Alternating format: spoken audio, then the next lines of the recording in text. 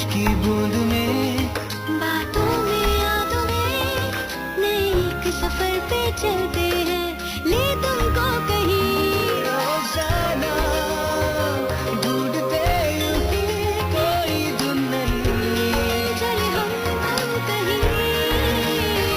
Musical yards, Akashvani FM rainbow, musical yards. नमस्कार, good afternoon. 1:15 और 52 बहुत स्वागत आप सभी का आकाशवाणी दिल्ली के FM रेनबो इंडिया पर। और दोस्तों, ये समय है प्रोग्राम हम कदम का। इस प्रोग्राम में मैं तपस्या कर रही हूं आप सभी का बहुत बहुत स्वागत। और सबसे पहले आप सबको महिला दिवस की, जी हाँ, अंतर्राष्ट्रीय महिला दिवस की बहुत सारी शुभकामनाएं। और ये शुभकामनाएं जब हम कहते हैं तो हम सल्यूट करते हैं हर उस महिला को जो अपने जीवन में आगे बढ़ने के लिए सदैव प्रयासरत रहती है। उस महिला को जो अलग अलग रूपों में, फिर चाहे वो माँ के रूप में हो, बहन के रूप में हो, बेटी के रूप में हो, पत्नी के रूप में हो, हर रूप में। और अपनी जो संघर्ष की एक बात हम करते हैं कि अपने अस्तित्व की एक लड़ाई हुआ करती है जीवन में आगे बढ़ने के लिहाज से, उन सभी रूपों में हम महिला का सम्मान करते हैं, सल्यूट करते हैं, सलाम करते हैं हर महिला को। और इसी के साथ आगाज करते हैं आज के हम कदम का। और हम कदम का ये सिलसिला शुरू हो और आपकी मुलाकात हो। जी हाँ दोस्तों, आप जानते हैं इस प्रोग्राम में हमारे साथ खास मेहमान रहते हैं, उनसे आपका परिचय करवाएं। उससे पहले सुनते हैं ये गीत। हो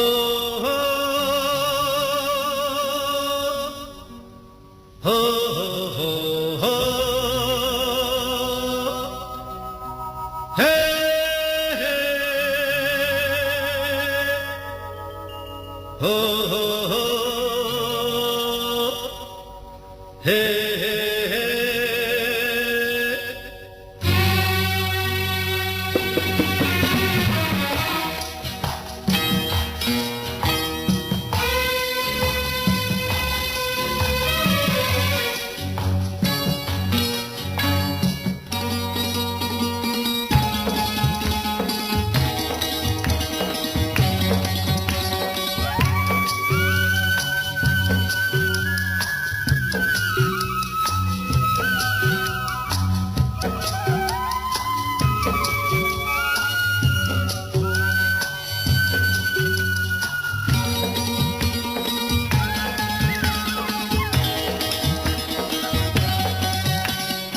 कसमें वादे निभाएंगे हम, मिलते रहेंगे जन्म जन्म।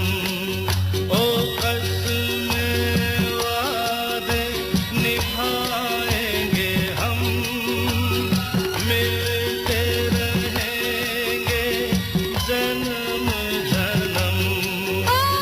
देखा मैंने तुझको तो मुझे ऐसा लगा, बरसों का सोया हुआ प्यार मेरा जगा।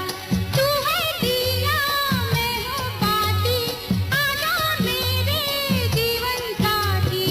कसमें वादे निभाएंगे हम, मिलते रहेंगे जन्म जन्म। चेहरों से हो अनजाने हम, दिल को पहचाने। कभी प्यार नहीं मरता है, पागल प्रेमी ही जाने। आ जाती है लब पे खुद ही भूली बिसरी बात। ओ कसमें वादे निभाएंगे हम, मिलते रहेंगे जन्म जन्म। तू है मेरे जीने का सहारा, सदियों पुराना है साथ हमारा। तू है दिया, मैं हूँ बाती, आजा मेरे जीवन साथी। ओ कसमें वादे निभाएंगे हम, मिलते रहेंगे जन्म जन्म।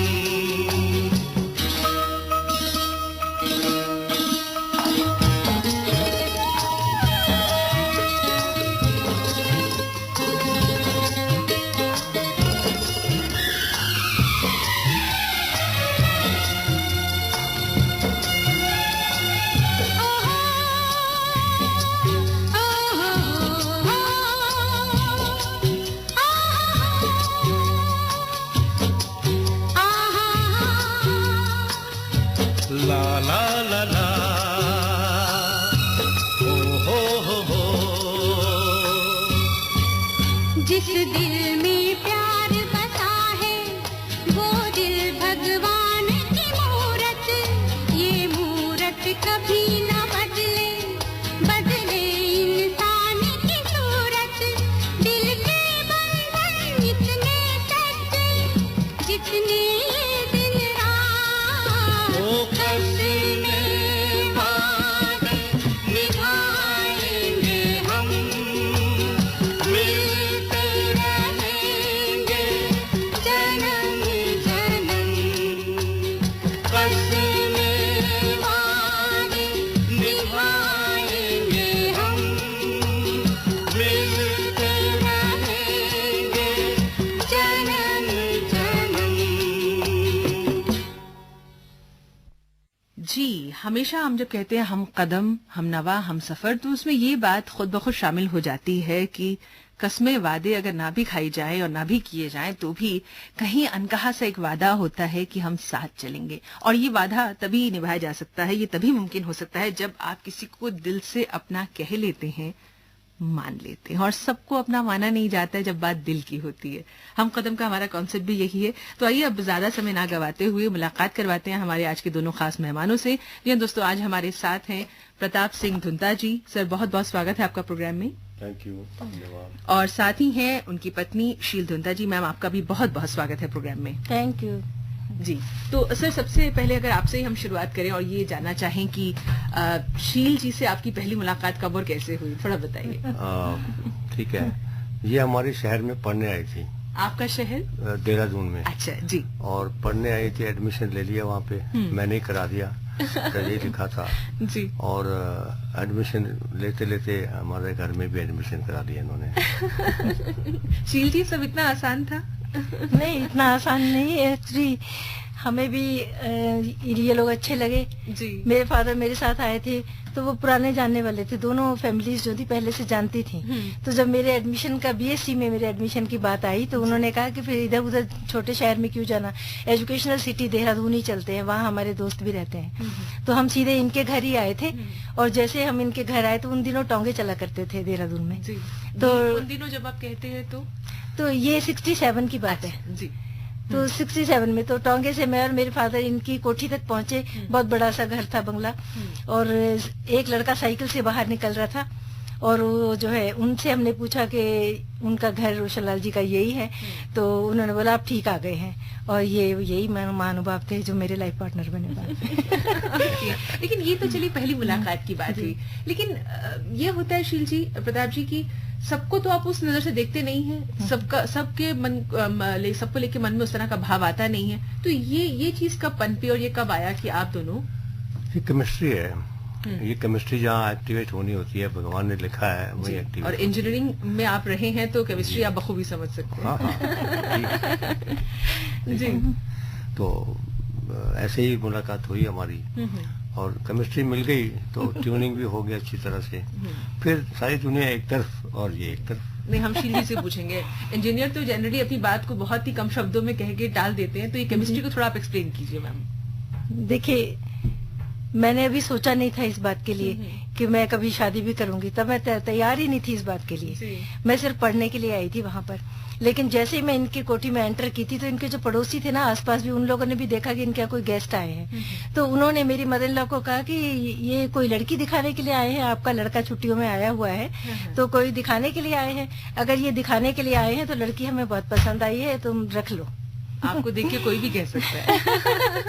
तो ऐसा करके तो मुझे पता भी नहीं था तब तो। फिर धीरे धीरे मैं घर गई तो मेरे फादर मदर ने भी आपस में सोचा कि लड़का अच्छा है इनका, और इनके घर में भी इनकी मदर सिस्टर सारे लोगों ने सोचा कि लड़की अच्छी है, अपनी कास्ट के, अपने प्रोफेशन सबके एक से है, तो सब कुछ मैच करता था। तो हमें कुछ भी करना नहीं पड़ा। फिर जब घर में ऐसे बात होनी शुरू हो जाती है तो लाइकिंग भी बढ़ जाती है। जी जी जी। तो फिर हमें भी अच्छे लगे एक दूसरे को।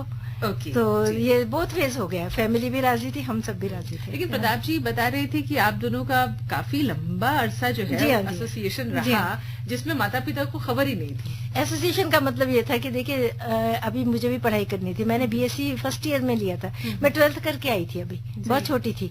तो घर वालों ने सोचा कि अभी इनका फिक्स कर देते हैं, उसके बाद जो है शादी करेंगे। जी। तो इनको भी पढ़ना था, he was also in 3rd year. तो फिर थोड़ा टाइम चाहिए था, जी। तो इसके लिए कोई जल्दी नहीं थी किसी को भी, तो 5 साल तक चला। मतलब ये थे, उन दिनों इतना मिलने जुलने का रिवाज नहीं था, तो मिलना जुलना हमारा थोड़ा सीक्रेट रहता था, बाकी तो फैमिली को पता था। पूरा ही रहा है, ऐसी बात नहीं। ओके, तो दोस्तों हम बात कर रहे हैं प्रताप जी से और साथ ही शील जी से बात हो रही है और उनके विषय में और बातें होंगी, और जितना वो कम में समेटने की कोशिश कर रहे हैं हम उतना गहराई से जानने की कोशिश करेंगे। आप सुनते रहिए एफएम रेनबो इंडिया पर हम कदम, सुनते हैं उनकी पसंद का ये नगमा और फिर बातचीत का सिलसिला आगे बढ़ाएंगे।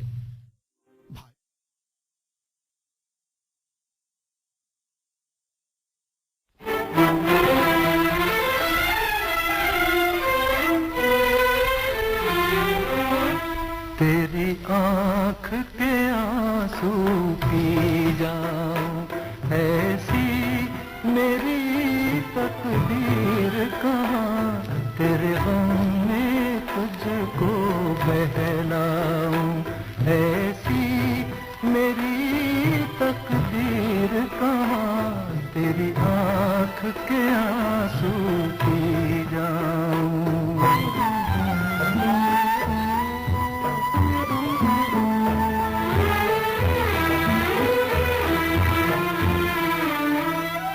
ऐ काश जो मिलकर रो दे, कुछ दर्द तो हल्के होते, बेकार न जाते आंसू, कुछ दाग जिगर के धोते, फिर रंग न होता इतना, है तन्हाई अब जान ये रास्ता गम का है और भी लंबा कितना, हालात की उलझन सुलझाऊं, हालात की उलझन सुलझाऊं, ऐसी मेरी तकदीर कहाँ, तेरी आँख के आंसू पी जाऊं।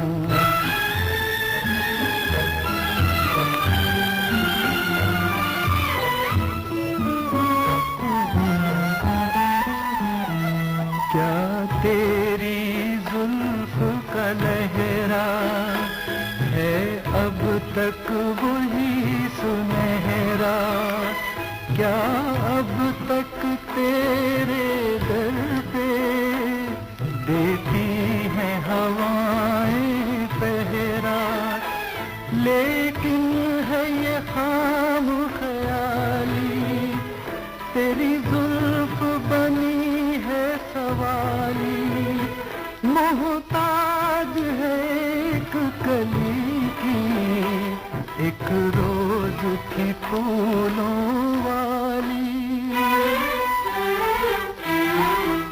वो जुल्फ परेशान महकाऊं, वो जुल्फ परेशान महकाऊं, ऐसी मेरी तकदीर कहाँ, तेरी आँख के आंसू पी जाऊं, ऐसी मेरी तकदीर कहाँ, तेरी आँख के आंसू पी जाऊं। मैं शालीमार बाग से रोशन। दिल्ली में बिजली सस्ती हो गई है, पहले से आधे रेट में मिलती है बिजली हमें। मैं सविता संगम विहार से। ये हमारा पुराना बिल है 2800 रूपए का और ये हमारा नया बिल है 1620। 1:35 होने को है। एफएम रेनबो इंडिया पर आप सुन रहे हैं प्रोग्राम हम कदम तपस्या के साथ। आज हमारे साथ दो विशिष्ट अतिथि जी हमारे साथ हैं, प्रताप सिंह धुंता जी और साथ ही उनकी धर्मपत्नी शील धुंता जी। मैम और आप दोनों से बात हो रही थी, तो आपकी शादी को 47 वर्ष हो गए हैं, क्या बात है। 1970 में आपकी मैरिज हुई थी, तो आपसे जानना चाहेंगे प्रताप जी की जब शादी हो गई उसके बाद में जीवन की जब शुरुआत होती नई जीवन की, तो बहुत से सपने होते हैं, बहुत सी ख्वाहिशें होती हैं, किस तरह का रहा सब? सपने तो थे ही, लेकिन हमें अनफॉर्चुनेटली हेड स्टार्ट नहीं मिला। क्योंकि 9th क्लास में आई लॉस्ट माई फादर, तो उसके बाद पढ़ाई में दिक्कत आई, इंजीनियरिंग में दिक्कत आई, और जब पढ़ाई वढ़ाई ख़त्म कर दी तो 6-7 भाई बहनों का भी बोझ हमारे सिर पे आ गया। तो फिर शादी भी उन्होंने कर दी। शादी का शौक सबको होता है, चाहे उसका फ़ायदा होना हो। तो फिर उसके बाद जो है जिम्मेवारी हमारी कई गुना बढ़ गई। इस वजह से हमें कई साल लगे अपने नेगेटिव बैलेंस को बढ़ा के पॉजिटिव करने में, जीरो करने में कई साल लग जाए।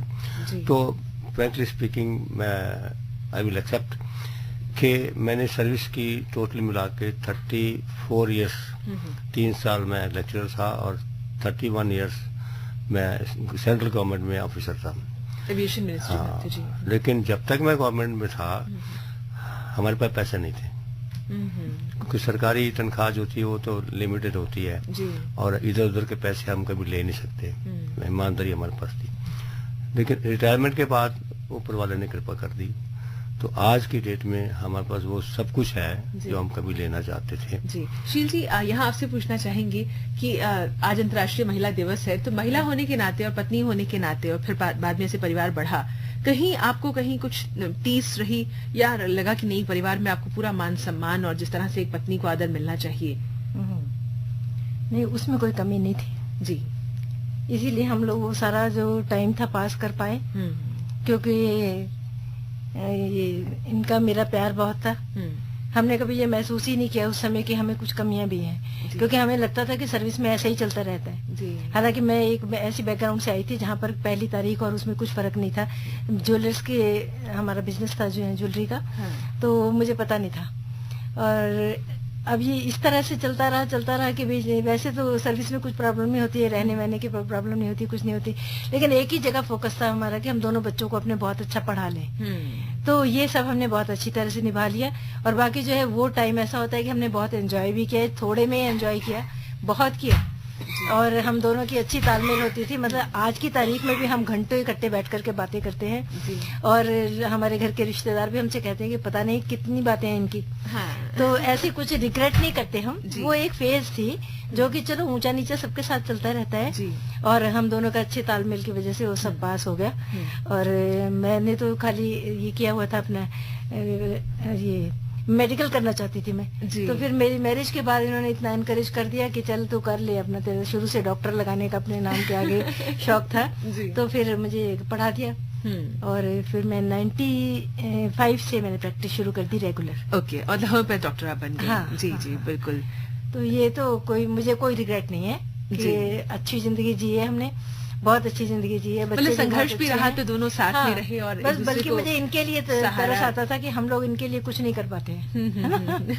क्योंकि वो टाइम पर ना लोग जॉब करने नहीं देते थे। जी प्रताप जी, आपके बारे में हम जानते हैं कि आप अपना एक म्यूजिकल ग्रुप भी आपका है, जिसमें ये बहुत अच्छी बात है दोस्तों। और हम तो आकाशवाणी पे संगीत की बात करते हैं, अच्छे अच्छे गाने आपके लिए प्ले करते हैं हमेशा ही, लेकिन प्रताप जी जो हैं वो एक निजी स्तर पे उनका एक प्रयास रहा है कि जिसमें जो रिटायर्ड लोग भी हैं या किसी भी उम्र के हैं वो उस समूह का हिस्सा हैं, और फिर आप लोग बाकायदा कार्यक्रम जो है वो आयोजित करते हैं, जिसमें फिर जिन लोगों के मन की कोई इच्छाएं रह गई हैं शायद वो गीतों के माध्यम से बाहर आ पाती हैं, उन लोगों को एक अवसर मिलता है, एक मंच मिलता है अपने मन के उद्गार गीतों के माध्यम से अभिव्यक्त करने का। तो प्रताप जी कुछ गुनगुनाना चाहेंगे आप? क्यों नहीं। मेरी जोहरा जबी एक स्वर्गीय कुंदन लाल सहगल जी, जिनको मैं मानता हूँ कि वो जितने भी गायक हिंदुस्तान में हुए हैं, जी जी, वो अभी खुदा के पास नहीं पहुंचे, लेकिन ये सबसे पहले जाके वहाँ बैठ गए। उनका ये रुतबा है जी। उनका एक माइलस्टोन गाना है जी, वो है ए कातिब तकदीर मुझे इतना बता दे। ये आप बजा रही हैं? आप मैं गा सकता हूँ? जी जी गाइए, स्वागत। ए कातिब तकदीर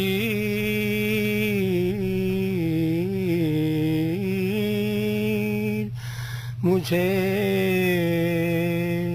इतना बता दे, ए कातिब तकदीर मुझे इतना बता दे, इतना बता दे, क्यों मुझसे खफा है तू, क्या मैंने किया है। कातिब तकदीर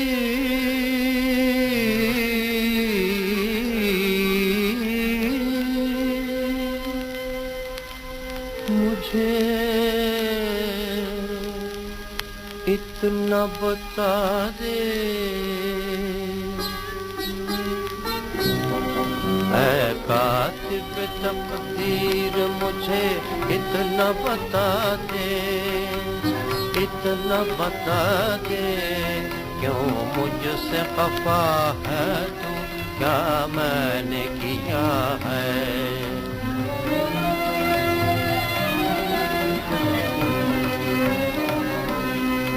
औरों को खुशी मुझको फकत दर्द रंज गम, दुनिया को हंसी और मुझे रोना दिया है। क्या मैंने किया है, क्या मैंने किया है, क्यों मुझसे खफा है तू, क्या मैंने किया है। इससे मैं सबके आई हैं,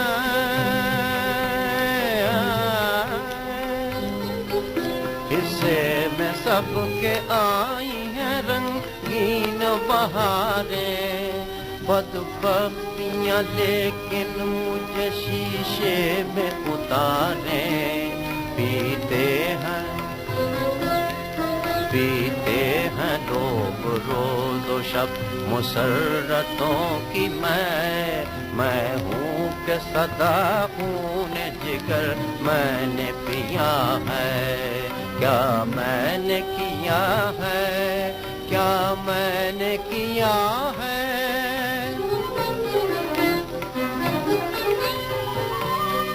था जिनके दम कदम से ये आबाद आशियाँ,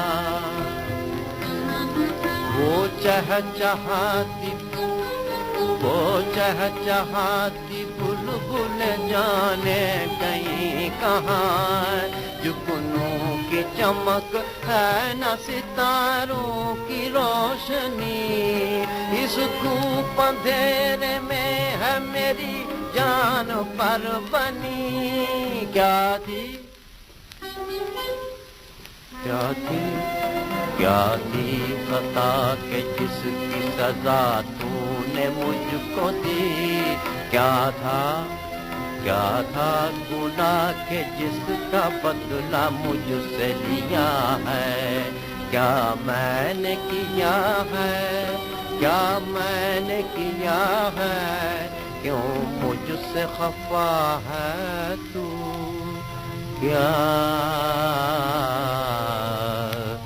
मैंने किया है।